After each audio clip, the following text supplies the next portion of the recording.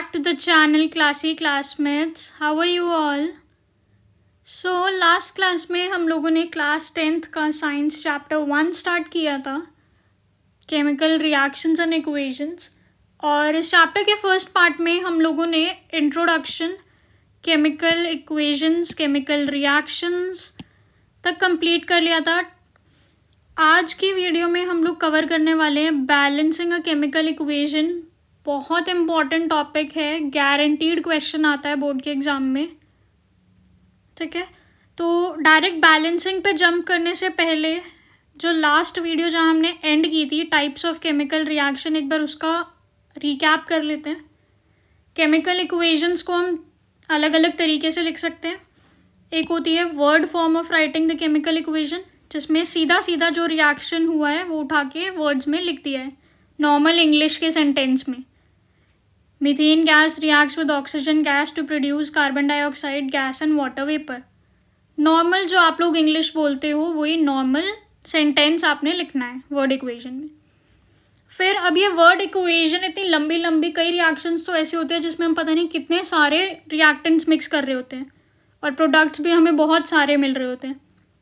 तो कितनी लंबी इक्वेशन लिखेंगे हम, और इसमें फिर क्वांटिटी भी क्लियर नहीं होती कि मैंने कितना मीथेन लिया, कितना ऑक्सीजन लिया, नहीं पता मुझे।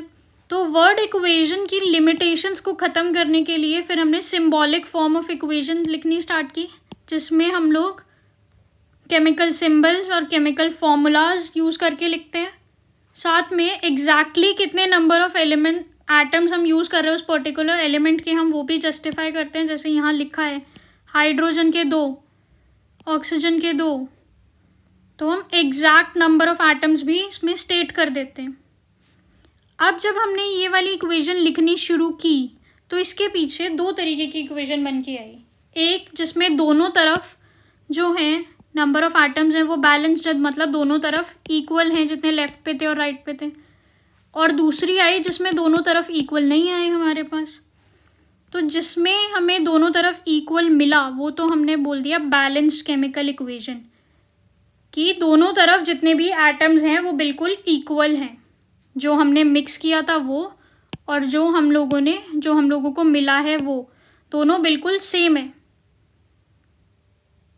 फिर दूसरी आती है अनबैलेंस्ड केमिकल इक्वेशन, ये वाली, जिसमें हमें क्या पता चलता है कि जितने रिएक्टेंट साइड पे एटम्स थे हमें प्रोडक्ट साइड पे उतने एटम्स नहीं मिले।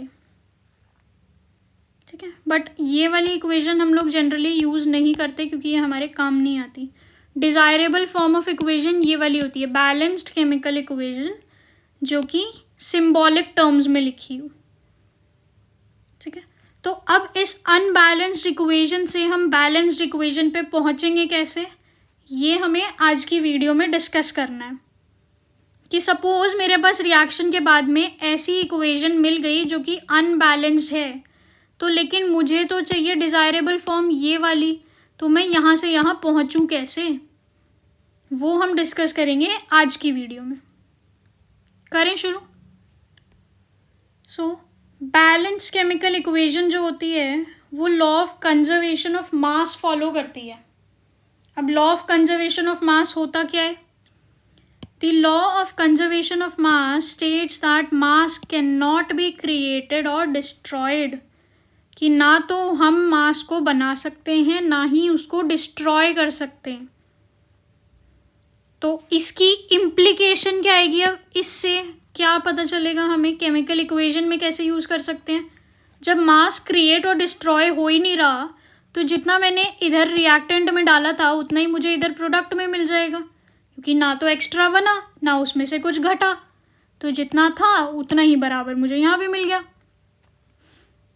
सो इसकी इम्प्लीकेशन क्या होगी? A chemical equation should have same number of atoms of each element on both sides the reactant and product side of the equation. Okay, कोई भी हम इक्वेशन अगर लिख रहे हैं तो उसके जो लेफ्ट हैंड साइड होती है वहाँ पे हम क्या डालते हैं? सारे रिएक्टेंट्स और एरो। फिर राइट हैंड साइड पे क्या आता है? प्रोडक्ट्स। ये मैंने लास्ट वीडियो में बता दिया था कि एरो लगाते हैं हमेशा, कभी भी इक्वल्स टू का साइन नहीं लगाएंगे। इक्वल्स टू अगर लगा के आ जाओगे तो 0 मार्क्स मिल जाएंगे, तो ये ध्यान रखना है, ठीक है। अब एक बैलेंस करना ज़रूरी क्यों है इक्वेशन को, जो हम कह रहे हैं कि डिज़ायरेबल फॉर्म बैलेंस्ड इक्वेशन की होती है, तो क्यों है वो डिज़ायरेबल? अनबैलेंस से काम चला लो, देखिए रीज़न क्यों चाहिए होती है। Balancing chemical equation is important for a number of reasons. First, it allows us to accurately predict the amount of product that will be formed from a given amount of reactants. मुझे पता है कि मैं इतना ये plus इतना ये mix कर रही हूँ, तो मुझे बाद में कितना मिलेगा ये मुझे पहले ही पता चल जाएगा बैलेंस्ड केमिकल इक्वेशन की वजह से, ठीक है। दूसरा, फिर हमें समझने में भी हेल्प करता है कि क्या केमिकल रिएक्शन हो रहा है भाई, क्या इधर से इधर इसमें ये मिलाऊंगी तो मुझे यहाँ मिलेगा क्या पे, है ना, कि पानी में चीनी मिक्स की तो शुगर सॉल्यूशन मिलेगा ना। तो अगर ये लिखा हुआ है मेरे पास पहले से तो मुझे पहले पता होगा कि मुझे रिएक्टेंट में मिलने क्या वाला है। Third, it is essential for many practical application such as the design of a chemical process and development of a new material. जो भी साइंटिस्ट काम करते रहते हैं नई नई रिसर्च वगैरह में, नए नए कोई भी सब प्रोजेक्ट्स उनको डेवलप करने हैं, कोई नया सब्सटेंस नया मटेरियल डेवलप करना है, तो उसके लिए भी वो पहले ही केमिकल इक्वेशन लिख के पता लगा लेते हैं कि जो हमें चाहिए वो हमें मिल भी जाएगा इन सबको मिक्स करने पे, या कुछ और इसमें इंक्रीज़ करना पड़ेगा या कुछ और इसमें डिक्रीज़ करना पड़ेगा ताकि जो हमें एक्चुअल चाहिए वो मिल जाए, ठीक है। अब मेन इम्पॉर्टेंट पार्ट कि बैलेंस करेंगे कैसे। सबसे पहले तो जिसको बैलेंस करना है वो वाली अनबैलेंस्ड केमिकल इक्वेशन ले लो। अब दोनों साइड पे, रिएक्टेंट पे भी और प्रोडक्ट पे भी, कितने नंबर ऑफ एटम्स हैं वो काउंट करके लिख लो कि लेफ्ट हैंड साइड पे कितने हैं, लेफ्ट हैंड साइड पे कितने हैं और राइट हैंड साइड पे कितने हैं। हर एटम का अलग अलग कि ये वाला एटम इतना है, ये वाला एटम इतना है, ये वाला एटम इतना है, इधर इस एलिमेंट के एटम इतने, इस एलिमेंट के एटम इतने हैं, ठीक है। अब ये देखो कि यहाँ पे सपोज़ ये वाला और ये वाला तो सेम है, दोनों मैच हो रहे हैं कि ये भी 2 था ये भी 2 था। फिर मुझे दिखा कि नहीं यहाँ गड़बड़ है, ये वाला तो यहाँ पे तो 1 लिखा है और यहाँ पे 2 लिखा है, तो ये हो गए मिसमैच, नहीं हुए इक्वल। तो अब पता कर लिया। अब किसी तरह मुझे इन दोनों को सेम बनाना है, तो या तो जिधर भी ज़्यादा होगा वो वाला नंबर मैं देखूंगी। सपोज़ इधर 6 है, इधर मुझे गिवन है 2, तो मुझे पता है कि मैं 2 के साथ में अगर 3 मल्टीप्लाई कर दूंगी तो 6 बन जाएगा, इक्वल हो जाएगा। तो क्या करना है, यही करना है, बस इक्वल करना है, इधर 3 से मल्टीप्लाई कर देना है। फिर चेक करना है कि ये जो मैंने मल्टीप्लाई किया कहीं इसकी वजह से ये तो ख़राब नहीं हो गया। बहुत बार हो जाता है कि आपने ये वाला बैलेंस कर दिया तो ये वाला बिगड़ गया, अब ये अनबैलेंस फॉर्म में आ गया। तो ऐसा ही स्टेप जो है वो हर बार करते चले जाना है, तब तक आपको देखते रहना है कि दोनों तरफ पे मैच हुए या नहीं, जब तक जितने इधर हैं और जितने इधर हैं सारे एलिमेंट आपके मैच नहीं हो जाते। अगर अभी नहीं समझ आ रहा है कोई प्रॉब्लम नहीं है, इसके जस्ट बाद हम लोग क्वेश्चंस प्रैक्टिस करेंगे तो ज़्यादा अच्छे से क्लियर हो जाएगा, ठीक है। पहले एक बार स्टेप्स रीड कर लें। Write the unbalanced chemical equation, count the number of atoms of each element on both reactant and product side, choose an element that is present in more than 1 compound on either the reactant और product side, adjust the coefficients. Coefficient क्या होते हैं, जैसे इस equation में लिखा है 2H2O, 2H2O जो लिखा हुआ है यहाँ पे ये वाला, तो इसमें 2 क्या होगा आपका, कोएफिशिएंट होगा। कोएफिशिएंट इज उसके सामने लिखा हुआ नंबर जो उसकी क्वांटिटी बताए कि कितना है, तो वो कोएफिशिएंट हमें लेना है और उस कोएफिशिएंट को एडजस्ट कर देना है ताकि वो दोनों तरफ पे सेम हो जाए। Then repeat steps 3 and 4 until the number of atoms on both sides of the equation becomes same. जब तक सारे इक्वल ना हो जाएं तब तक ये स्टेप करते चले जाना है। एक एटम उठाओ, उसके कोएफिशिएंट चेक करो, दोनों को मैच कर दो। जब दोनों मैच हो जाएं तो ये चेक करो क्या पूरी इक्वेशन के जितने एलिमेंट्स थे सब मैच हो गए। हो गए तो हमारा काम हो गया। ठीक है, करें एग्जाम्पल स्टार्ट, देखें। आ जाओ।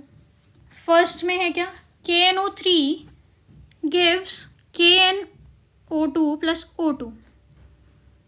तो पहले तो अनबैलेंस्ड केमिकल इक्वेशन लिखेंगे। KNO3 gives KNO2 plus O2। ये हमारी रिएक्टेंट साइड, ये हमारी प्रोडक्ट साइड। पहले तो एलिमेंट्स आइडेंटिफाई करो, है क्या क्या। एक तो K है हमारे पास, एक N है हमारे पास, एक O है हमारे पास, है ना। प्रोडक्ट साइड पे K है, N है, O है। O यहाँ पे भी है, यहाँ पे भी है, एक ही बार लिखेंगे। अब काउंट करना है कि टोटल कितने हैं। K के इधर या इधर कोई नंबर है। अब एक चीज़ देख लो, पहले जो भी नंबर यहाँ स्टार्टिंग में लिखा होता है ना, यहाँ पे जो लिखा होगा बिल्कुल स्टार्टिंग में, वो नंबर इन सब से मल्टीप्लाई हो रहा होगा। मतलब वो K के साथ में भी आएगा, वो N के साथ में भी आएगा, वो O के साथ में भी आएगा। यहाँ देख रहे हो जैसे ये 3 जो बाद में लिखा है, बाद वाला नंबर सिर्फ उसके साथ होगा जो जस्ट उससे पहले लिखा है। मतलब अगर मैं 2H2O लिख रही हूँ तो इसका मतलब है कि ये 2 इस H के साथ में भी है और फिर ये 2 इस O के साथ में भी है, दोनों के साथ में मल्टीप्लाई हो रहा है। ठीक है, लेकिन ये वाला जो 2 है ये सिर्फ H के साथ है, ये O के साथ नहीं जाएगा। तो अगर मैं यहाँ काउंट करके लिखूंगी तो H मेरा हो जाएगा ये 2 इंटू ये 2, कि यहाँ भी 2 है और फिर वो भी 2 बार ही है। H के 2 एटम्स हैं और वो ऐसे 2 एटम भी H के 2 एटम्स हैं और ऐसे H के जो 2 हैं वो भी 2 तरीके से, मतलब ये है और इसी का एक और है ऐसा। तो H टोटल हो कितने गए, 4। ऑक्सीजन कितना है, सिंगल 1, एक ही ऑक्सीजन दिख रहा है ना, कुछ नहीं उसके आसपास। लेकिन वो कह रहा है कि ये जो पूरा है ये 2 बार ही है, मतलब इसके जैसा ही एक और होगा। तो टोटल ऑक्सीजन कितने हो जाएंगे, 2। ठीक है, 2H2O मतलब H2O और H2O 2 हैं, तो हाइड्रोजन के 2 यहाँ और हाइड्रोजन के 2 यहाँ, टोटल 4। एक ऑक्सीजन यहाँ, एक ऑक्सीजन यहाँ, टोटल 2। ठीक है, करें।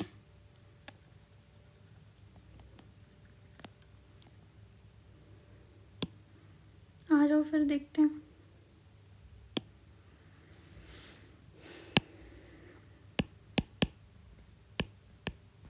K कितना है इधर, 1, N कितना है 1, O कितना है 3, K कितना है 1, N कितना है 1, O कितना है 2, 2, 4। अब चेक करो,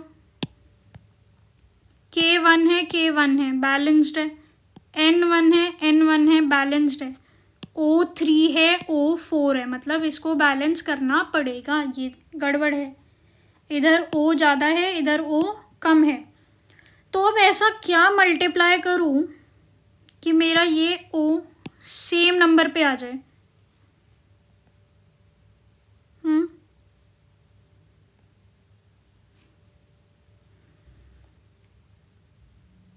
4 5 6 3। देखो, मुझे जो भी मल्टीप्लाई करना होगा ना, मैं जो भी ऐड ऑन करूँगी वो मैं कभी भी ऐसे ये नीचे वाले नंबर के साथ में ऐड ऑन नहीं करूँगी। जो यहाँ पे नंबर गिवन है ना, ये वाले नीचे वाले, ये नंबर कभी भी मैं ऐड ऑन करके नहीं लिखूँगी। मुझे जो भी एडिशन मल्टीप्लिकेशन, वैसे तो इसमें मल्टीप्लिकेशन और डिवीज़न ही करते हो तुम, डिवीज़न भी बहुत कम होती है, सिर्फ हम मल्टीप्लिकेशन का यूज़ करके ही बैलेंस करते हैं इधर उधर। तो जो भी हम मल्टीप्लाई करेंगे ना वो हमेशा यहाँ लिखेंगे, इधर नंबर के आगे की तरफ। ठीक है, तो इधर देखो ऑक्सीजन है 3, इधर ऑक्सीजन है 2, है ना। इसको एक कॉमन नंबर पे अगर लाना चाहूँ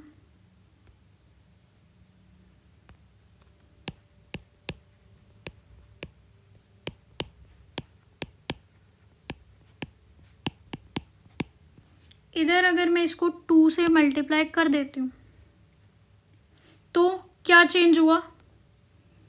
k कितना बन गया? 2, क्योंकि अब पूरे से मल्टीप्लाई होगा। n कितना बन गया? 2। o कितना बन गया? 3 2 ज़ा 6 कि O 3 है, मतलब 3 आइटम्स ऑफ ऑक्सीजन है और ऐसे हमारे पास सेम 2 ग्रुप प्रेजेंट है। तो टोटल कितने हो गए वो? 6। राइट हैंड साइड पे तो हमने कुछ किया ही नहीं, तो वो तो भी सेम ही है, 1 1 एंड 4। अब कितने की कमी है? 2 की। देखो 2 तो इधर है ही, 2 इधर है ही। यहाँ भी अगर मैं 2 मल्टीप्लाई कर दूँ तो कितना बना? अब 4 प्लस 2 6 है ना, 6 हो गया। मेरे k और n भी अनबैलेंस्ड हो गए थे मेरा ये मल्टीप्लाई करते ही, पर जैसे ही मैंने यहाँ पे अब 2 मल्टीप्लाई किया तो ये वाले k और n भी तो चेंज हुए। ये k भी बन गया 2, ये n भी बन गया 2। अब देखो हुआ बैलेंस। इधर k 2 आ गया, इधर भी k 2 आ गया, इधर n 2 बन गया, इधर n 2 बन गया, इधर o 6 बन गया, इधर o 6 बन गया। तो करना क्या है? इधर 2 मल्टीप्लाई करना है और इधर 2 मल्टीप्लाई करना है। तो बैलेंस केमिकल इक्वेशन क्या बन जाएगी? 2 twice of KNO3 gives twice of KNO2 plus O2. Twice of KNO3 gives twice of KNO2 plus O2. ठीक है, सेकेंड ट्राई करें अब।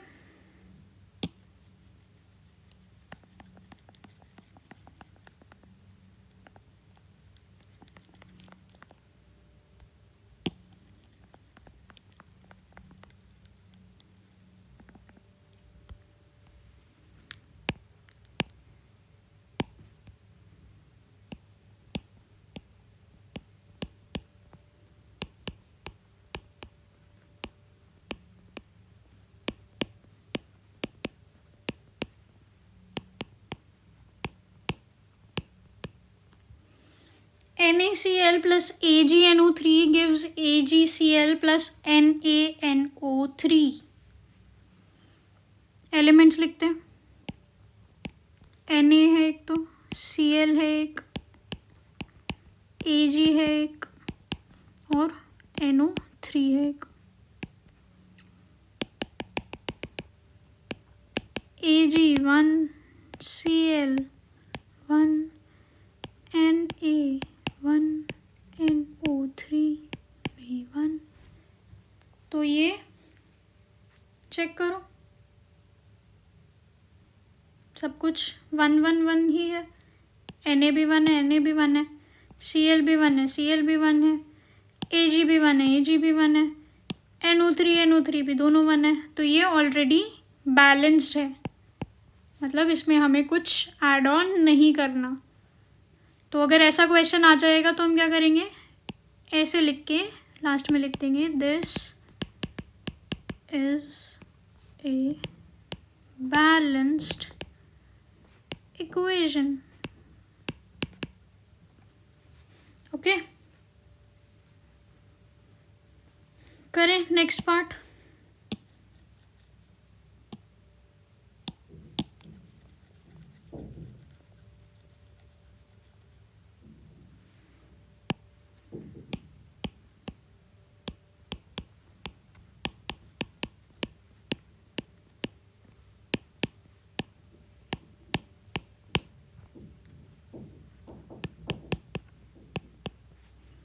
अब इसके एलिमेंट्स लिख लेते हैं।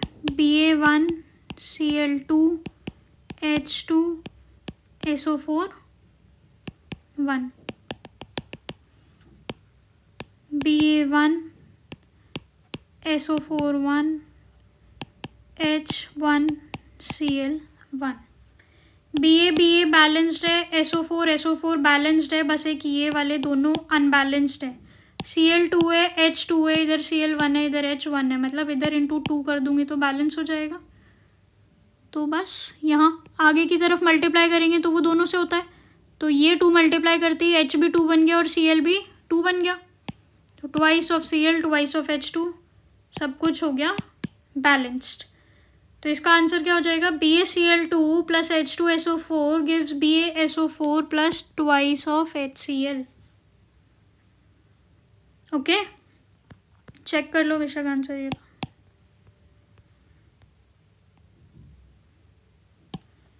चले नेक्स्ट पार्ट पे।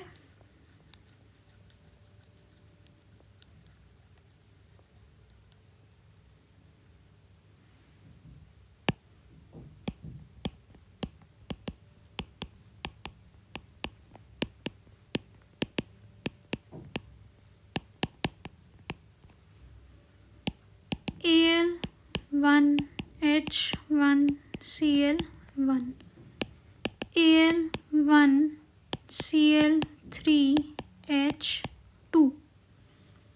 सबसे पहले तो देखो इधर H1 है, इधर H2 है, दोनों को बैलेंस करते हैं, इधर इंटू 2 करूँगी तो H2 हो जाएगा। यहाँ मैंने मल्टीप्लाई किया 2 ट्वाइस ऑफ HCl, तो ये चेंज हो गया, ट्वाइस ऑफ HCl बन गया और ट्वाइस ऑफ Cl बन गया, है ना। ये बैलेंस बचा Cl, इधर 2 है, इधर 3 है। 2 और 3 दोनों एक दूसरे के टेबल में आते हैं नहीं, बैलेंस करने के लिए क्या करेंगे, 6 बनाते हैं।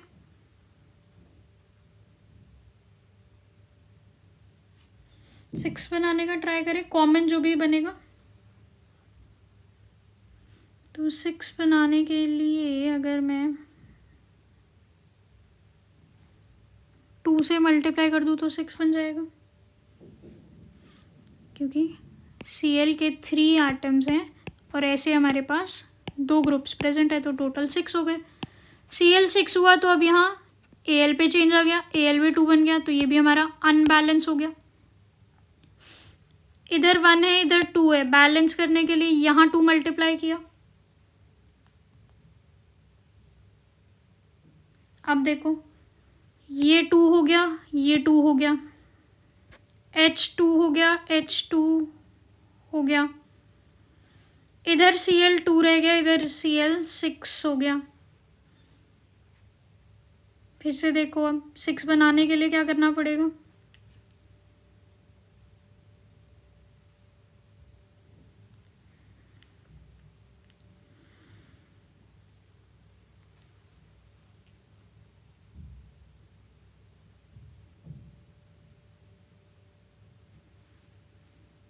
टू की जगह 6 से मल्टीप्लाई कर दें, 6 बनाना है तो 6Cl बन गया। पर फिर मेरे हाइड्रोजन में भी चेंज आ गया, मेरा हाइड्रोजन फिर से यहाँ 6 हो गया, यहाँ 6 है, यहाँ 2 है, तो यहाँ 3 से मल्टीप्लाई कर देते हैं, 3 2 6 हो गया बैलेंस, 2 6 6 2 6 6। तो ये हिट एंड ट्रायल ही है, नंबर आपको मल्टीप्लाई कर करके देखना पड़ेगा, ऐसा कोई सेट फॉर्मूला नहीं होता कि ये इधर मल्टीप्लाई कर दो, ये इधर मल्टीप्लाई कर दो, बैलेंस हो जाएगी, नहीं। ऐसे आपको हिट एंड ट्रायल लगाना पड़ेगा। हिट एंड ट्रायल मतलब एक बार कोई ना कोई नंबर मल्टीप्लाई करके देखो, हो गया तो ठीक, नहीं तो दूसरा नंबर मल्टीप्लाई करके देखो, ठीक है। चले नेक्स्ट पे, लास्ट पार्ट। जितनी ज़्यादा प्रैक्टिस करोगे ना बैलेंसिंग की, उतने क्वेश्चन आराम से होने लग जाएंगे। स्टार्टिंग में लगता है कि ये क्या है कंफ्यूजिंग सा, इसमें तो बहुत टाइम लग जाएगा, बट नहीं है। जब एक बार आप प्रैक्टिस करने लग जाओगे ना तो बहुत इजीली बैलेंसिंग के क्वेश्चन सॉल्व हो जाते हैं। फिर तो तुम्हें अपने आप दिखने लग जाता है कि इधर मल्टीप्लाई ये करूँगा, इधर ये मल्टीप्लाई करूँगा तो आंसर आ जाएगा। अब देखो इसमें तो 2 ही हैं, Fe और O,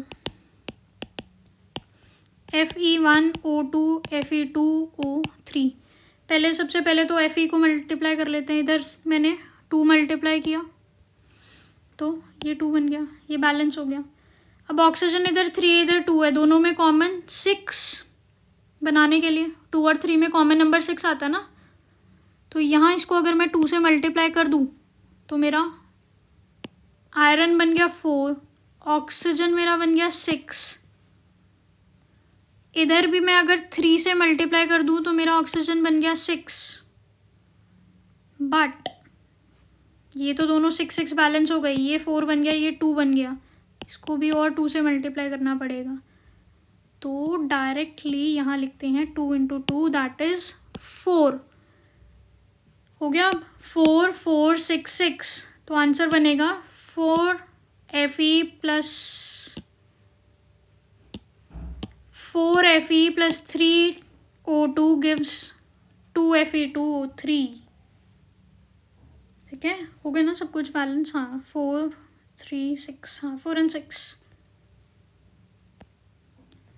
सो बैलेंसिंग के और क्वेश्चंस की आप अपनी बुक में से प्रैक्टिस कर लेना। कोई भी क्वेश्चन ऐसा होता है जो आपको नहीं समझ आ रहा है या किसी में नहीं बैलेंसिंग आपसे हो पा रही, तो वो कमेंट सेक्शन में पोस्ट कर देना, मैं वो सॉल्व करके आपको बता दूंगी।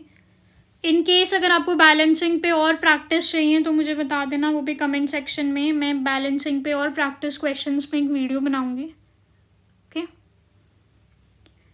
सो अब इसके बाद में हमारे चैप्टर में बचे हैं टाइप्स ऑफ केमिकल रिएक्शंस, ये वाला कोरोजन एंड रैंसिडिटी। ये तीनों हम लोग ट्राई करेंगे नेक्स्ट वीडियो में ख़त्म करने का। उसके बाद आपका चैप्टर 1 फिनिश हो जाएगा। टिल देन आप लोग अभी तक हमने जितना कर लिया है ये वाला सारा पोर्शन रिवाइज कर लेना, एक बार प्रैक्टिस कर लेना अच्छे से, NCERT की थॉरो रीडिंग कर लेना। I'll see you soon with another video. Till then, like, share and subscribe to the channel. Take care. Bye bye.